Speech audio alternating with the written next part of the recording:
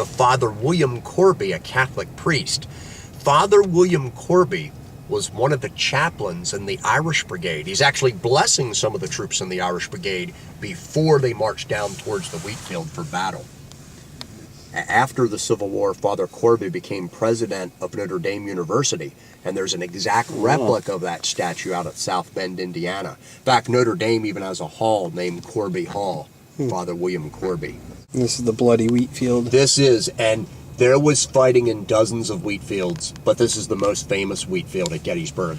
By nightfall, some sections of this wheat field had changed possession 6 times, and we believe that by nightfall day 2, there were possibly over 4,000 wounded and dying soldiers in the combination of the wheat field and surrounding woods.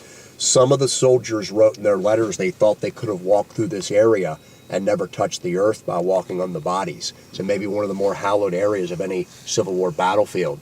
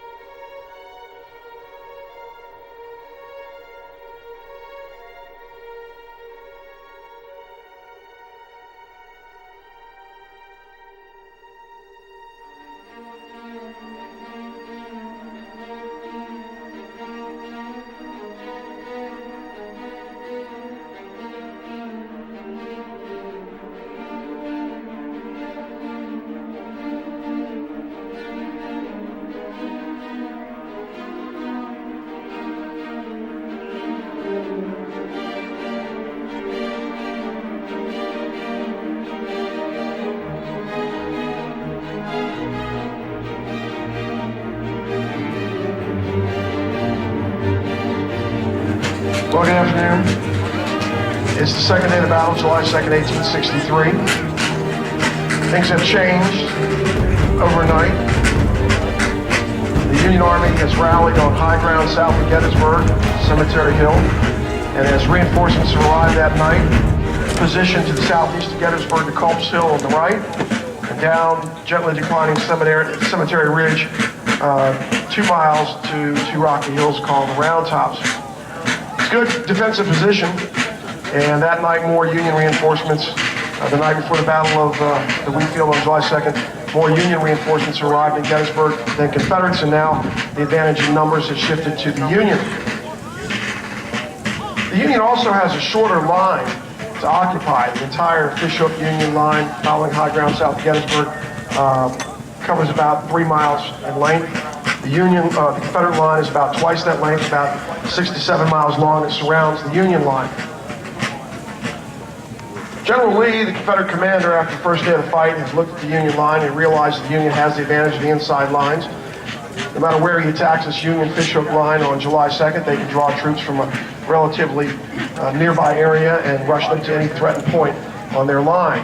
The Confederate lines stretch for about 6 or 7 miles outside the Union lines. So the Union has the higher ground, they have more troops, they have a shorter line, and they have the advantage of the inside lines. But if Lee is to attack both ends of the Union lines on the second day of the battle and occupy both ends of the Union line, then theoretically the Union Army cannot be shifting troops back and forth from one end of the line to the other, which is about 2 miles with your interior lines on the second day of the battle. The Union lines extended about maybe a mile down Cemetery Ridge. It looked more like a horseshoe than a fishhook. Early in the second day, the Confederates had scouted the Union position and determined that the Union line ended about midway down Cemetery Ridge between Cemetery Hill and the Round Tops. And so the Confederate plan was to attack the Union left from the end and roll the Union line up like a wet blanket along Cemetery Ridge. But eventually the Union Army would get reinforced by about 10,000 men. The Union 3rd Corps under Dan Sickles. He's a congressman. He's not a professionally trained soldier. He's a political general.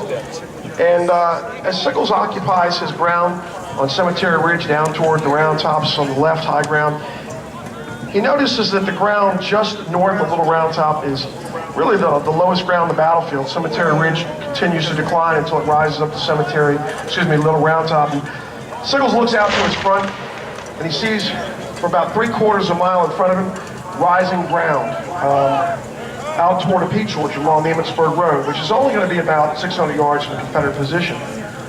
The peach orchard position in Sickles' front is about 30 to 40 feet higher than his position along Cemetery Ridge.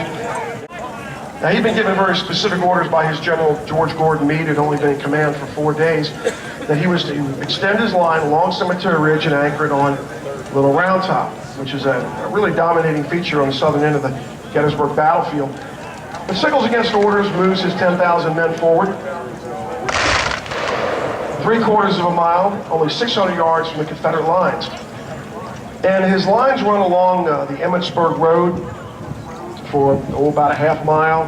And then at the center of position, his line bends back toward a large collection of boulders in front of the southern end of the battlefield.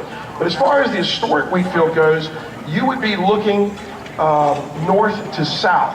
The wheat field road on the battlefield would go right across where the fence line is out in front of you in the low ground. The Stony Ridge would be west of the wheat field. That would be off to your right. The wheat field fighting really is the most concentrated fighting in the Battle of Gettysburg. It's some of the bloodiest terrain you'll find anywhere in the country. It's a 17-acre wheat field, and it's essentially surrounded on all 4 sides by trees.